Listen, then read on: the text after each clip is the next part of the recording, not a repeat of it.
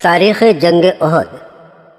جنگ بدر کی شکست قریش قبیلے کے لیے شرم کی بات تھی، اور ان کی شکست بھی بہت ہی شرمناک طریقے سے ہوئی تھی، اور وہ اس ہار کا بدلہ لینے کے لیے بے چین تھے۔ لیکن وہ پوری تیاری کے بعد ہی مدینے پر حملہ کرنا چاہتے تھے۔ ابو سفیان کی بیوی ہند اپنے باپ عتبہ، بھائی ولید اور چچا شیبہ کا بدلہ لینے کے لیے بھرپور تیاری کر رہی تھی۔ اس نے اپنے غلام وحشی کو اس شرط پر آزاد کرنے کا وعدہ کیا تھا کہ وہ حضرت حمزہ رضی اللہ تعالی عنہ کو قتل کر دے۔ وہ اسے اپنی نگرانی میں تیر اندازی کی مشق کرا رہی تھی۔ ٹھیک 1 سال کے بعد 11 مارچ سن 625 کو قریش 3000 لوگوں کی فوج لے کر مکہ سے مدینہ پر حملہ کرنے کے لیے روانہ ہوئے۔ ہر طرح کے جنگی ساز و سامان سے لیس اس فوج کی قیادت ابو سفیان کر رہا تھا۔ وہ لوگ مسلمانوں سے جنگ بدر کی شکست کا بدلہ لینے جا رہے تھے، جس میں ابو سفیان کی بیوی ہند بھی شامل تھی۔ جب اللہ کے نبی حضور صلی اللہ تعالیٰ علیہ وسلم کو قریش کے ارادوں اور لشکر کی روانگی کی خبر ملی تو آپ صلی اللہ علیہ وسلم نے بھی تیاریاں شروع کر دیں اور جنگ کی حکمت عملی تیار کرنا شروع کر دیا۔ آپ صلی اللہ تعالیٰ علیہ وسلم 1000 مسلمانوں کی فوج لے کر مدینہ سے روانہ ہوئے۔ دونوں فوجیں کوہ احد کے سامنے واقع وادی میں مد مقابل آئیں۔ یہ 23 مارچ سن 625 عیسوی کو ہفتے کا دن تھا، جب احد کی وادی میں اسلام کی دوسری بڑی جنگ تھی۔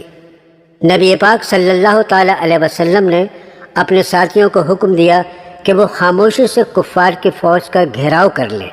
اگلے دن مسلمان فوج نے صبح کو اپنی پوزیشن سنبھال لی، مگر ایک غیر متوقع صورتحال سامنے آئی۔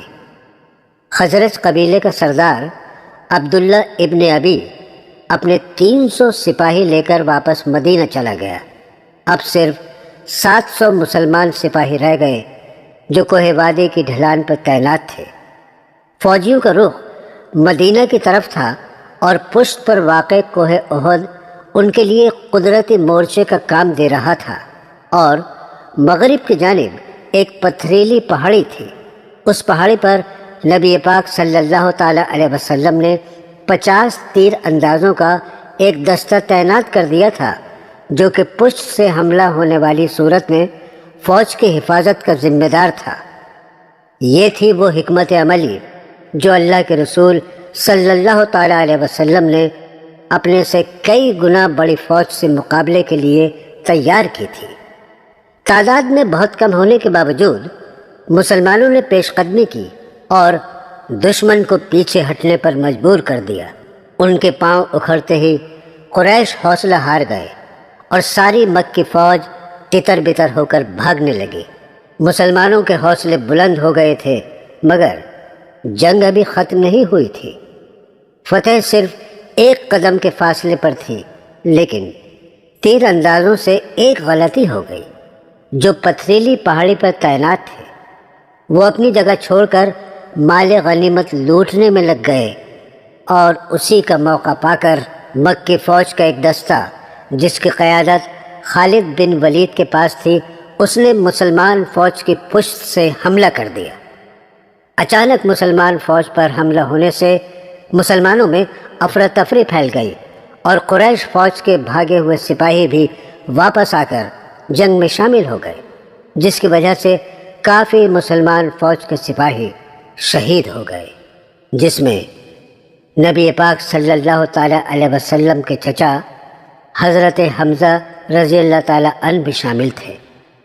نبی پاک صلی اللہ تعالیٰ علیہ وسلم خود بھی شدید زخمی ہو گئے تھے۔ اس کے باوجود مسلمان فوج نے ڈٹ کر دشمن فوج کا مقابلہ کیا۔ تبھی اچانک نبی پاک صلی اللہ تعالیٰ علیہ وسلم کی شہادت کی افواہ پھیل گئی، جس سے مسلمان فوج کا حوصلہ ٹوٹ گیا اور وہ بھاگ کر ایک پہاڑی پر جمع ہو گئے۔ اتنے میں نبی کریم صلی اللہ تعالیٰ علیہ وسلم کی سلامتی کی خبر بھی آ گئی، اور مسلمان فوج پرسکون ہو گئی۔ اس اتفاقی فتح نے کفار پر وحشت طاری کر دی۔ اب ابو سفیان کی بیوی ہند نے اور اس کے ساتھیوں نے حضرت حمزہ رضی اللہ تعالی عنہ اور دوسرے شہید فوجیوں کی لاشوں کی بے حرمتی کی، اور ہند نے اپنے باپ، بھائی اور چچا کا بدلہ لینے کی خاطر حضرت حمزہ رضی اللہ تعالی عنہ کا جگر نکال کر چبا لیا، اور باقی شہید فوجیوں کے ناک اور کان کاٹ کاٹ کر زیور کی طرح پاؤں میں پہن لیے، اور قریش فوج پہاڑی ڈھلان ہونے کی وجہ سے مسلمان فوج کا پیچھا نہ کر سکی اور جنگ ختم ہو گئی۔ ابو سفیان نے قریش فوج کی فتح کا اعلان کیا اور مکہ روانہ ہو گیا، اور یہ جنگ مسلمان ہار گئے تھے۔